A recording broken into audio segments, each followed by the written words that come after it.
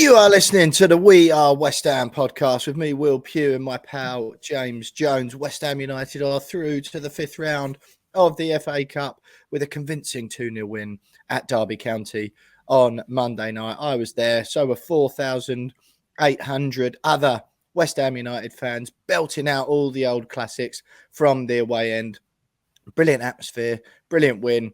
Really, first time I've actually enjoyed, looked forward to, and then subsequently enjoyed a West Ham game for many a month. So that was brilliant. But it was, of course, dampened by the fact that the FA Cup draw was done before the fixture, so you know who you're going to get. And B, of course, for the fifth time in 7 years, West Ham United were drawn away against Manchester United in a domestic cup competition. I'm not even joking. It's flipping boring. However, we're through. As someone wheeled out one of the age-old cliches to me when I was moaning about it in the ground beforehand. Well, you've got to beat all the good teams to get to win the cup. It's like, yeah, but we probably won't win the cup. So what I'd like to do is get some crap teams and then at least get Man United in a semi-final maybe. So you've actually done well in the FA Cup rather than crashing out in the preliminary rounds at Old Trafford once again. Boring, boring, boring. James Jones, I'm delighted you're here with me because I no doubt you'll be able to help me see the positive side of things. We switched roles a bit in the past couple of weeks, haven't we, on a few occasions. You've sort of been the downbeat, miserable, pessimistic one as far as West Ham are concerned, and it's, you know, the pressure's been on me to lift you up, and I'll be quite honest, mate, it's hard. It's really, really difficult. I don't enjoy being the James Jones of the partnership. I much prefer being the miserable, grumpy one. So yeah, I hope we can revert to our original OG roles today, and you can tell me why it's not so bad supporting West Ham after all. Oh dear. I mean, I don't at least be buoyed by all of our transfers, or? Oh, I mean, I don't think you'll get a great deal of talk about. There's light at the end of the tunnel from me today. Yeah, we've only lost one in our last four. Yeah, was it 3 clean sheets in 4 games? Yeah. We're out, not in the bottom 3. We're into the fifth round. We feel better already. I mean, you reel off all of these like positives. I mean, I about 2 months ago, if you'd have said to me 2 months ago, at the beginning of a podcast, at the beginning of February, you're going to talk about us only losing 1 in 4, 3 clean sheets in 4. We're into the 5th round of the FA Cup. I'd have gone absolutely no chance, mate. Absolutely, we'd already be relegated by February. Like, so there's a positive. Like, it's a little bit of progress. It's quite nice. It's quite nice watching us play a game of football, particularly on Monday night, and kind of not feel threatened by anything. It was just quite, this is relatively straightforward, which is surprising given Derby had 19 games unbeaten going into that, and it was like the perfect banana skin for us. And normally, in years gone by, we would lose that game quite comfortably. But for some reason, to be fair, 2 months ago, we lose that game quite comfortably. So for some reason, we 3 didn't. weeks ago. Yeah. So for some reason, we didn't, which is nice. It's pleasing. But having watched Newcastle against Southampton on Tuesday night, I immediately got brought back down to earth and just gone, this Saturday afternoon is just going to be a complete and utter write-off, isn't it? Like, they just look very, like, just unreasonably good for a team of very average footballers. For a team called Newcastle, yeah. Yeah, it's like, you look at their squad, you're like, Sean Longstaff in the middle looking like God knows who. Prime Frank Lampard, yeah. What's going on? Ghosted into the box, banging them in, yeah. Like Alan St. Maximan, he's quite good, but at the same time, he's like Antonio. Sometimes doesn't even look like he's in control of the ball, but somehow ends up being quite good. And I'm going, Saturday afternoon is just going to be a complete nightmare, isn't it? So I was positive Monday night. Tuesday night, dreading the weekend, which is not often a thing for me. I usually look forward to weekends, but not this one.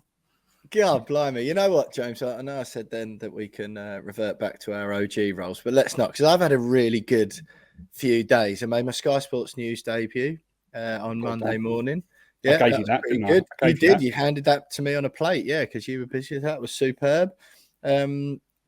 Really like smashing it at work over the weekend. Big back page story I had as well.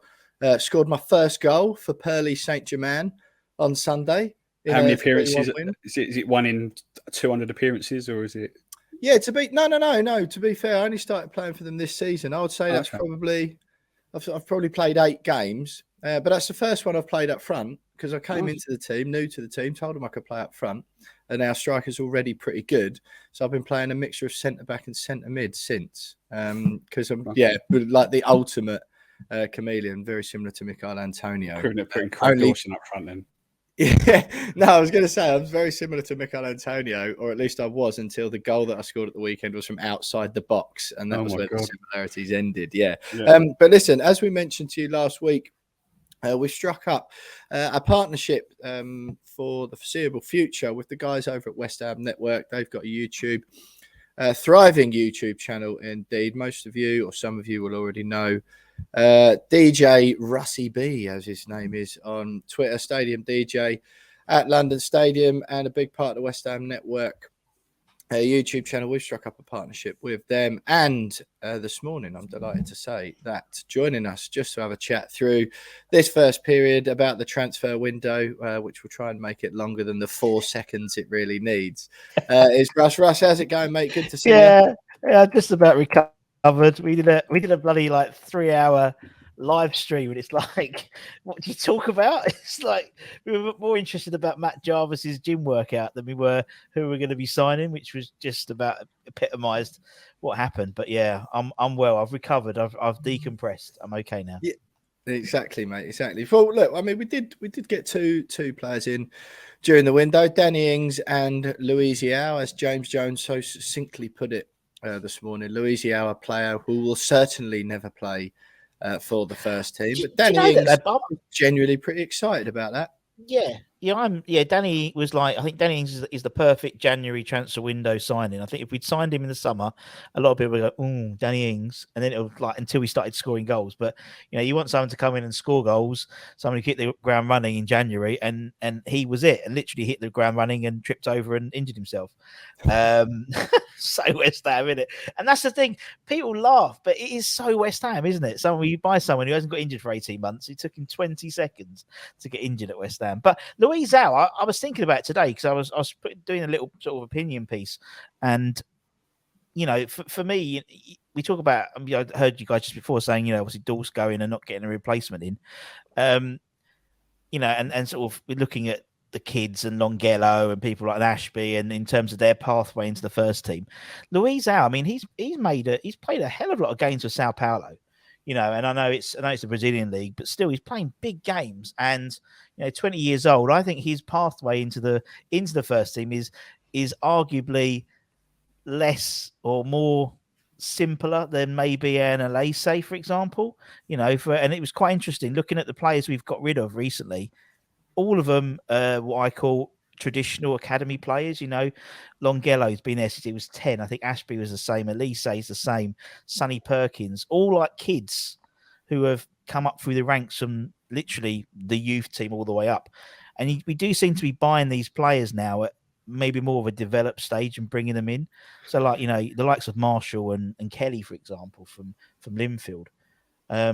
I think it's and we've got this sort of yin and yang, sort of this nostalgic view of the academy and what we want it to be and what it is now. And I think it's not just West Ham, but it's endemic of the Premier League as a whole as well. I get what you're saying. So the issue I have with that, I don't have an issue with the deal, but like he's come in and automatically the club have already said he's going straight into the development squad. Yeah, like the way I see that is if he's any good. Then he goes straight into the first team and he trains with the first team every single day. Don't care how old he is, don't care how many games he's played for Sao Paulo. Like at the end of the day, if he's any good, the club go, no, he's wasted in development squad. We need him in the first team, training the boys. You're right, and we've done it in the past, like Tony Martinez and a few other players that we've got in from. See, Domingos Queenwell went to Rotherham yesterday, I think. Yeah, he did. Yeah, Jordan Hugo and Coventry getting the bad together. Yeah. It's like we've done this before where we've gone overseas and brought a young player in, but they've always gone straight to the development squad. maybe made the bench for the odd for the odd Premier League game, started a League Cup third round match against Macclesfield, and then just never been seen again, and ended up getting sold to Sunderland 3 years later. Yeah. And it's like, yeah, I mean, he's got he's Brazilian, he's got a fancy Brazilian name. You can imagine he'd end up playing, you get 100 caps for Brazil one day, and it'd be like, oh, what a great bit of business this is. But the reality is, for me, I don't think he's going to play for the first team. Yeah. Right. I mean, that's probably me just being really negative. You're probably right. I mean, negative time, but that's funny enough. You're having a bad day, Russ. That's for sure. Yeah, well, I think we all are, to be honest. I think I went back and looked at anyone who's, because I love my stats. So I mean, I went back and looked at anyone who's made a first team appearance back until, well, in terms of debut, back until I think Elliot Lee, and you look at who has since gone, and you look at them, and it's like, okay, well, he's gone here. I think there's literally two players. I think there's two players who have played in the Premier League since leaving from the academy, which is Grady, and then then they went down, and I think Domingos Quina, and then Watford went down, and that's it. That is literally it. And we may in 3 or 4 years' time, as you said, might get the one we missed out on, maybe someone like Alese or obviously Josh Cullen will be playing Premier League football next year, hopefully, but. That's 4 or 5 years down the line, isn't it? We can't afford to have that development for a player 4 or 5 years down the line.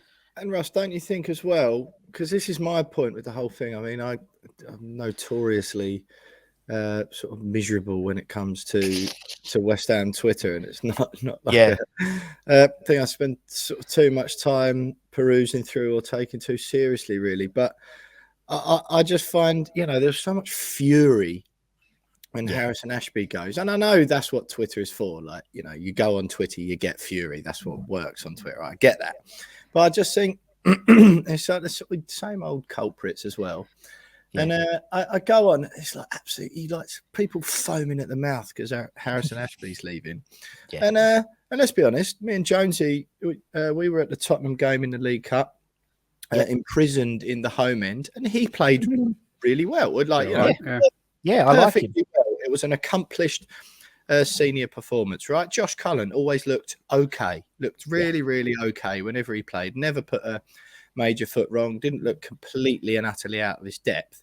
But, and like you said there, he'll hopefully be playing Premier League football next season, but at a fairly low-ish level, right? And Ashby, you never know. He might turn into an absolute world beater at Newcastle, whatever. But ultimately, all those names you've reeled off there, the actual percentages of players who make it at the Premier League clubs from Premier League academies, because it is literally the best league in the world now. There's so much money in it. It's so much better than all the other major leagues, like considerably so, as in strength in depth. I know, like, you might Bayern Munich could give anyone a game, and the top teams in each of the European leagues would give most Premier League sides a game. But as far as strength and depth goes, you've got players playing for Wolves, or for example, who wouldn't get anywhere near a team who would come third in the Bundesliga typically because of the money. So with that creates an environment where to be a first team Premier League player across up and down most of the levels means you have to be better than you've ever had to be in the past, I think, i.e. to come from an academy and break in. So the percentages, we're not going to get a Joe Cole, Frank Lampard, Rio Ferdinand, Jermaine Defoe, Glenn Johnson batch ever again, sort of once in a lifetime anyway. It's not going to happen again. So the fact we've got Declan kind of means we're sort of on. And Ben Johnson as well, Yeah, exactly. And he's doing okay, isn't he? Yeah, I mean, I don't think that Ashby was considerably better than Ben Johnson. And I just think that's how it works. We've got two at the moment, or certainly one. The furor behind the Ashby exit was the fee that we got for him and the deal that it actually was, wasn't it? It was £3 million. But I think that what people are forgetting is there's a sell-on clause there, and if he does do well and ends up being sold, then we do get a little bit more. We get more than the £3 million. We might end up making £10 million down the line if he ends up being pretty good. So mate, he's got 6 months left on his deal, isn't he? Yeah. And I mean, you look at. I again, I think there must have been some crap on the telly, and I had a bit of spare time on my hands. So I went back and looked at the Premier League this year, and looking at all the players who've played in the Premier League this year across all the clubs, looking at people who are academy players, and actually, when you look at players who have made at least 5 appearances this season in the Premier League. So that to me is a decent squad player. And if you've made 5 appearances in the Premier, you're not. It's not. You're of value, aren't you? Yeah, you're not Mbama who's made like a 10-second cameo at the end. You've if you've made 4 or 5 of them cameos, you're in the mix. Literally every club apart from I think Fulham got none. I think Brentford have got none, but they haven't got an academy. The average is 2. Is 2 per per club. The only exception is Chelsea. But that's because that was out of necessity rather than need, because they needed to, because Frank couldn't buy anyone. So he did play Conor Gallagher. And now they've got money to spend. They'd rather spend 130 million quid on, what's his name? Enzo Fernandez. Yeah, rather than Conor Gallagher.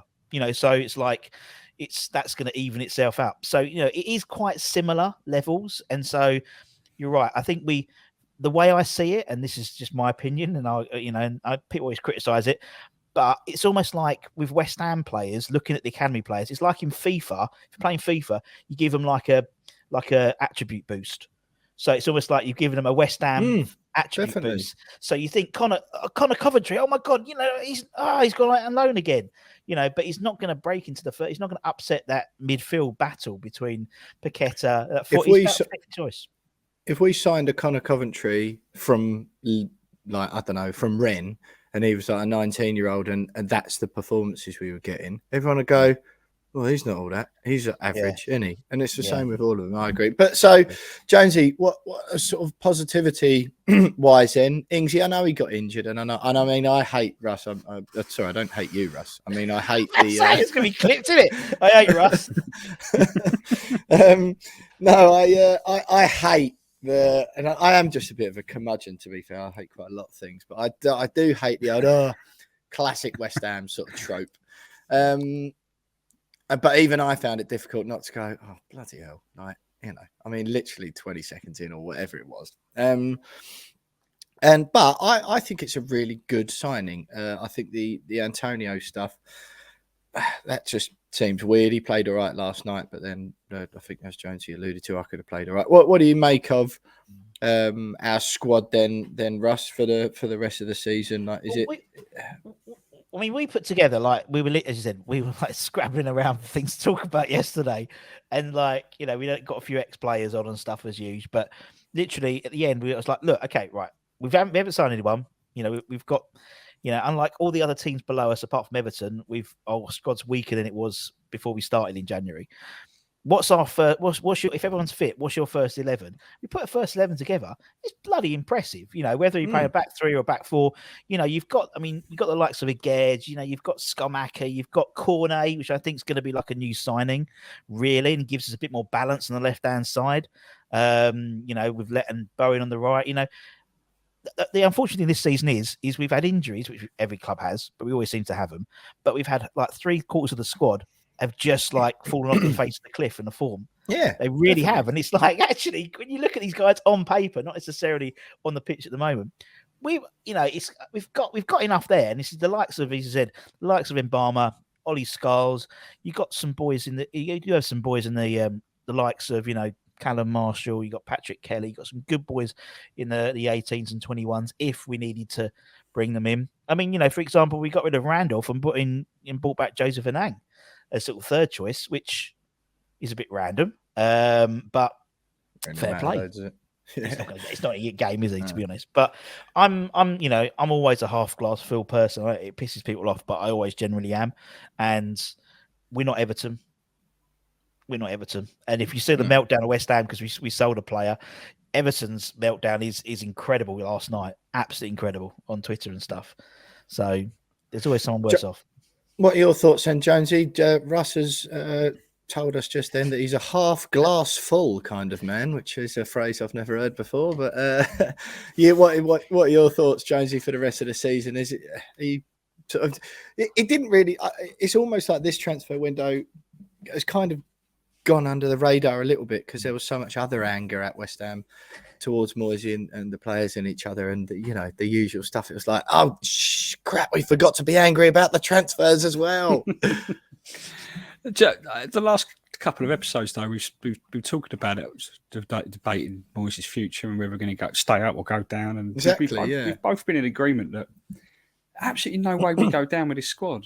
You know, if we go down with this squad, it beats the 2003 relegation, doesn't it?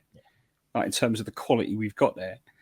Like Russ is right. Like, if you look at our strongest starting 11. You're leaving, even if you pick a strong starting 11, you're probably leaving out one or two players that deserve to be in that starting 11, that strongest starting 11. So I'm happy with the quality in the squad. Could probably do with a little bit of depth in certain areas. But we've had that problem forever, haven't we? I mean, we had it last season up front. It's always going to be a problem where David Moyes is concerned because he doesn't really like spending money in the middle of a season when probably the best time to try and pad the squad out a little bit when you're going for something, whether that's survival or top four or whatever. So I'm happy with it. I think Ings is a good signing. If you know, when he's fit and if he can stay fit, then he gives us something that we've not really had before in terms of just a natural goal scorer, Premier League proven goal scorer. Not had that for years. You know, we're always relying on, you know, a Haller or a Skamaka to come over and adapt quickly, or we're relying on Antonio to not be a right back or a winger and actually, I'll make you be a striker now and score all of our goals. And thankfully, he's done all right at that at times. So it's a good signing. It's just, as Russ said, it's just typical West Ham, isn't it? It's just like you sign someone and he just gets injured. And I guarantee, and I know you don't like this, but it is typical West Ham because if Danny Ings is a right back or a left back, he doesn't get injured, he stays fit. But because he's a striker and we desperately need a striker, he gets fit. He gets injured. Right, that's just the way it goes at the club. But I'm happy. I'm happy with the squad. I'm not happy with the season so far, but I'm happy with the squad. Yeah, David Moyes has got to make them play football now, which is a problem.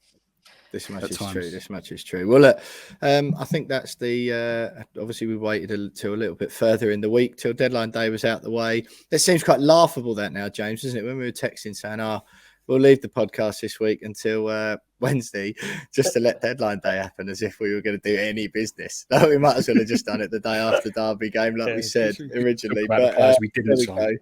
Exactly. Russ, good to have you on. Just tell us a little bit then before we let you go and move on with the rest of our show about the partnership that we've struck up, what you guys are up to over there and how that link up's going to look like with us over the next sort of period of time. Yeah, so as you said, you guys have got a long, well-established podcast. We've got a long, well-established YouTube channel. It just made sense to I think Jonesy called it cross-pollination last week. So yeah, that's a bit creepy, that, wasn't it? It does seem like really dodgy. I didn't know what that involved. I was I'm not sure if that's what I've signed up for, to be honest. Exactly. So we get the boys over on ours. We do lots of live shows as well as records, and similar to you guys, we obviously get a lot of ex-players. Next week we should have. We should have former West Ham player Laurent Courtois. Do you remember Laurent Courtois? Legend. Always used to play with a wrist cast, didn't he? He did. Laurent Courtois. We should have. He's currently coach at Columbus Crew, I believe. He'll be hopefully coming on, and we may get a friend of both channels. Might get Tony Carr back on to talk about youth team stuff. That might be next week or the week after, but we have one every week and stuff. So check it out. Obviously, we've got the stuff for the Newcastle game coming up. We'll have a same as you guys, and an opposition person coming and saying how happy they are because they've qualified. They're in the final of the Carabao Cup, and they've got Harrison Ashby, who apparently will be in the squad on Saturday. Apparently, because they've oh dear. Mangelo had a training ground incident and has been injured, so Harrison Ashby will be on the bench probably on Saturday. So that'll be fun. But yeah, check us out, and obviously check both boys out, and we'll be on each other's all the time. Yeah, absolutely. Nice one. Well, cheers for joining us this morning, Russ. Don't forget, as usual, you can follow us at WeAre_West Ham on Twitter, Instagram, Facebook, YouTube. Search We Are West Ham Podcast. You'll get us on there as well. And then Russ and the guys are over at West Ham Network. So I have links to all of those in the description below. Don't forget, you can buy us a pint if you wish at buymeacoffee.com/We Are West Ham's. Head on over there to check that out. Stay